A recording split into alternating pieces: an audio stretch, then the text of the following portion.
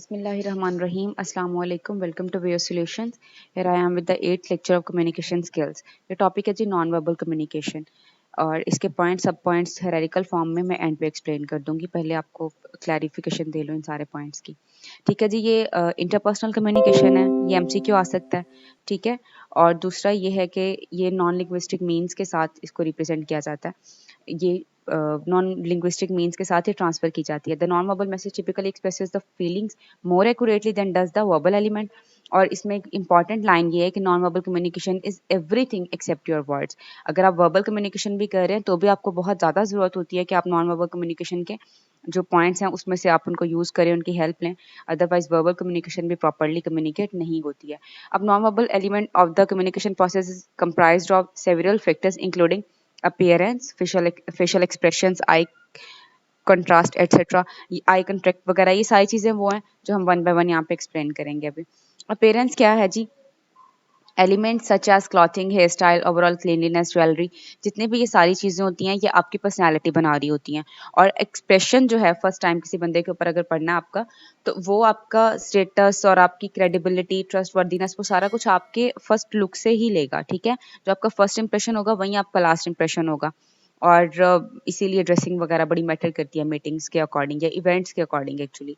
अब facial expressions क्या होते हैं? One facial expressions, facial area, eye, eyebrows, forehead, mouth and chin is more capable of communicating non-verbally than any other. ठीक है, the face sends message about one happiness, sadness, anger, frustration. हमें पूछना नहीं पड़ रहा होता अगला बंदा हैप्पी है या सैड है, उसके फेस के एक्सप्रेशन से हम कम से कम इतनी जजमेंट जरूर कर लेते हैं कि वो सरप्राइज्ड है या फियर में है. ठीक है जी. फिर आई कांटेक्ट क्या होता है? इस्टेब्लिशिंग. अच्छा, आई कांटेक्ट बड़ा मैटर करता है और यहाँ पे उन्होंने काफ़ी सारी टाइप्स बताई हुई हैं. अभी आप जितनी पढ़ेंगे इनमें ये है कि थोड़ा सा साइकोलॉजिकल पॉइंट ऑफ व्यू से भी बताया हुआ है कि अगर आप आई कांटेक्ट बना के रखते हैं तो ये क्या सिग्नल रिप्रेजेंट कर रहा है? A person desires to communicate, that a communication channel is open, वो बात करना चाह रहा है. ठीक है, and breaking eye contact also send several signal. जिस तरह से अगर आप आई कांटेक्ट ब्रेक करते हैं तो एक सिग्नल ये भी जाता है that the communication channel is close. जो नेक्स्ट पर्सन है अब उसकी डिजायर नहीं है बात करने की. ठीक है, उसके अलावा direct eye contact is compliment to most people and build trust. लेकिन एक चीज और भी है, ये वेरी करती है चीज कल्चर टू कल्चर. अगर आई कांटेक्ट बना के रखेंगे तो जरूरी नहीं है कि आप जिस बंदे के साथ बात कर रहे हैं उसे अच्छा ही लगे, या फिर वो इस बैकग्राउंड से है कि उसे आई कांटेक्ट बना के बात करना अच्छा ही लगे. अगर आप आई कांटेक्ट बना के बात करते हैं लेट से अपने बड़ों से, तो कुछ फैमिलीज में इस चीज़ को बदतमीजी भी समझा जा सकता है. वॉच आई मूवमेंट, तो ये बहुत सी चीज़ें जो होती हैं ये कल्चर टू कल्चर वेरी करती हैं. Watch eye movement when you ask someone a question. अच्छा, यहाँ पे थोड़ा सा वो आपको बताएंगे कि आप किस तरह से ऑब्जर्व कर सकते हैं आई कांटेक्ट के साथ. It is useful that if someone goes defocused or looks up, they are going into memory or into imagination. ऊपर देखना, ऊपर की तरफ. ठीक है, या डिफोकस्ड हो जाना. And if they look down and to the right, down भी और राइट भी, तो फिर वो कोई फीलिंग वगैरह में है. ठीक है, they are going into a feeling. And if their eyes move to the right or left, they are often talking to themselves or listening very carefully. मतलब वो कुछ ना कुछ अपने आप के साथ डिस्कशन कर रहे होते हैं उस वक्त. Eyebrows muscles drawers the eyebrows down and towards the centre of the face if someone is annoyed. ये इमोजीज जितने भी यूज होते हैं इसमें आईब्रोज की शेप होती है और आईज की शेप होती है जो मैटर कर रही होती है, उसके अलावा लिप्स की मेन एक्सप्रेशंस रिप्रेजेंट करने के लिए. जेस्चर्स क्या होते हैं जी? Some gestures, clenched fist, for stomping, indicate anger. Other can indicate nervousness, foot tapping, finger tapping. ये नर्वसनेस रिप्रेजेंट कर रहे होते हैं आपकी. अगर आप हेड नॉट करते हैं शेकिंग के लिए तो वो यस के, अगर आप हेड नॉड करते हैं तो वो यस रिप्रेजेंट करता है, और अगर आप हेड शेक करते हैं तो वो नो रिप्रेजेंट कर रहा होता है. इन सम कल्चर्स ये बात बिल्कुल अलग है. जब आप राइट टू लेफ्ट अपना हेड मूव कर रहे होते हैं तो वो इसको यस कंसीडर करते हैं. ठीक है, keeping one arms close tends to signal uncomfortableness while other arms tend to reveal openness and acceptance. ठीक है जी, ये जेस्चर सारे बहुत ज़्यादा मैटर करते हैं. फिर टचिंग क्या है? अब टचिंग थोड़ा सा सेंसिटिव है, ये कल्चर टू कल्चर बहुत ज़्यादा वेरी करता है. वैसे तो सभी करते हैं लेकिन ये बहुत ज़्यादा करता है. Touch can communicate many different things such as affection, playfulness, hostility, decisiveness. और ये सारी चीज़ें जो हैं ये टच के साथ आप रिप्रेजेंट कर सकते हैं. To name just a few, there are 4 universally recognized aspects of touching, all of which communicate varying emotions and intentions. अब 4 ऐसे हैं जी जो आप कह लें कि वर्ल्ड वाइड एक्सेप्टेड है कि ये 4 तरह के टच होते हैं. ठीक है जी. The first is the professional touch used, for example, by business people between a professor and her student, and two people meeting for the very first time. तो उनके बिटवीन जो टच होगा वो थोड़ा सा ज़्यादा फॉर्मल सा होगा, ठीक है। And the second is the social polite touch used by acquaintances who wish to convey friendly but slightly detached appreciation and affection, ठीक है। थर्ड वाला टच कौन सा होगा? जो बहुत फ्रेंडली होगा, जो क्लोज फ्रेंड्स करेंगे आपस में, ठीक है। या बिजनेस पीपल भी एक दूसरे को कॉन्ग्रेचुलेट कर रहे हो, कोलीग्स आपस में कम्युनिकेट कर रहे हो, तो वो इस टाइप का टच होगा। And the fourth and the most intense touch is known as intimate touch, ठीक है। ये कपल्स के एक्सप्रेशंस को रिप्रेजेंट करता है। नेक्स्ट है जी पोस्चर। अब पोस्चर क्या है? higher stature people often stand more erect and hold their heads higher than do low status people, ठीक है। अगर आप हाई स्टेटस और लो स्टेटस की बात ना भी करें तो जो सेल्फ कॉन्फिडेंट होते हैं वो ज़्यादा इरेक्ट खड़े होते हैं, ठीक है, कंपैरेटिवली जिनका कॉन्फिडेंस लेक हुआ होता है उनसे। और अगर सिटिंग पोजीशन की बात करें तो जो रिलैक्स्ड बंदे बैठे होते हैं, मतलब अगर आप बात करें कि हायर पोजीशन की, अगर आप बात कर लें हाई स्टेचर की, तो ये वो लोग बहुत रिलैक्स बैठते हैं, ठीक है। और जो लेस कॉन्फिडेंट बंदा होता है वो बहुत ही इरेक्ट सा बैठता है, ठीक है। अब वॉइस की बात करें, वॉइस मैनरिज्म। मैनरिज्म क्या होती है? Pitch, rhythm, range, rate, non words. Non words जैसे हम बात करते हुए यूज करते हैं UMPH लिखा होता है ना, अगर आप इंग्लिश नॉवेल्स पढ़े उनके अंदर, तो ये सारे and pauses communicate more than the actual words, इनकी इंपॉर्टेंस बहुत ज्यादा होती है। अब फिर वहीं साइकोलॉजिकल, जैसे मैंने बात की थी, excitement is communicated bye a high pitched voice and rapid rate of speaking. आप थोड़ा स्पीड स्पीड में बोल रहे होते हैं उस टाइम पे। And messages communicated in anger are often accompanied by a loud speaking voice, ठीक है। And while seriousness and sadness are communicated by a low pitched voice.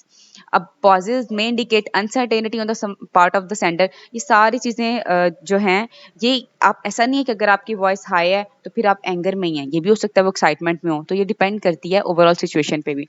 और 8 इसके एट्रीब्यूट्स हैं जी टोटल वॉइस के। अब वो 8 एट्रीब्यूट्स कौन से हैं? Loudness, pitch, rate, quality, regularity, articulation, pronunciation, silence. अब लाउडनेस क्या है? Many times lowering your voice almost to a whisper will help you to make a point better than shouting. वैसे तो ऐसा होता है ना, अगर आप जोर से बात कर रहे हैं, लाउड कर रहे हैं, लाउडली स्पीक कर रहे हैं, तो फिर जो है वो उस चीज़ को आप कह लें, आप एम्फोसिस कर रहे हो सकता है, या हो सकता है आप एंगर में बात कर रहे हो, लेकिन शाउट करने से बेटर सम टाइम आपकी विस्परिंग जो है वो इन्फ्लुएंस कर जाती है।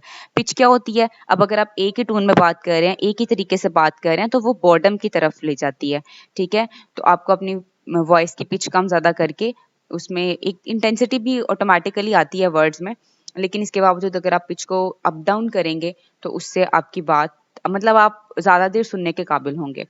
Rate a monotone involves little or no change and may perceived as indicated apathy of boredom.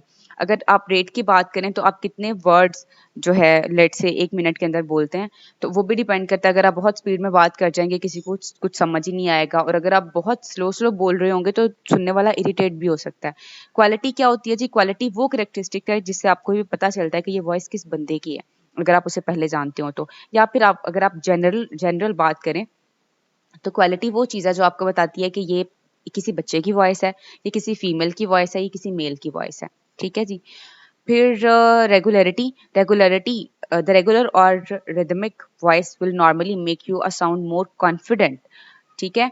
और इरेगुलर स्पीच जो है वो अनसर्टेनिटी या थाउटफुलनेस भी रिप्रेजेंट करवा सकती है, लेकिन ये भी डिपेंड करता है मीटिंग्स के अंदर। अगर आप रेगुलर बोलते ही जाएंगे तो आप बिल्कुल टाइम ही नहीं देंगे, नीचे यही चीज़ आएगी कि साइलेंस कितनी इंपॉर्टेंट होती है। तो रेगुलरिटी और साइलेंस दोनों को कॉम्बिनेशन बना के चलना पड़ता है। अब जी आर्टिकुलेशन क्या होती है?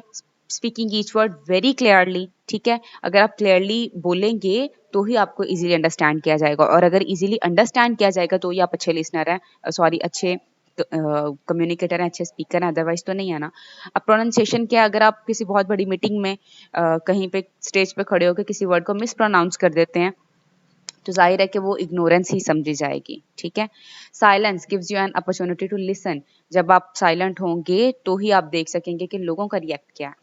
अब जी ये वाले उसके 8 पॉइंट्स थे हमारे इस पॉइंट के, वॉइस के सब पॉइंट्स थे 8, ये हो गए। उसके बाद हम वापस अपने मेन पॉइंट पे आए हैं, silence. It can communicate that the receivers wish the sender to continue talking, ठीक है। ये कम्युनिकेट, साइलेंस बहुत ज़्यादा कम्युनिकेट करती है, वर्ड्स के बिटवीन साइलेंस का होना बहुत ज़रूरी है।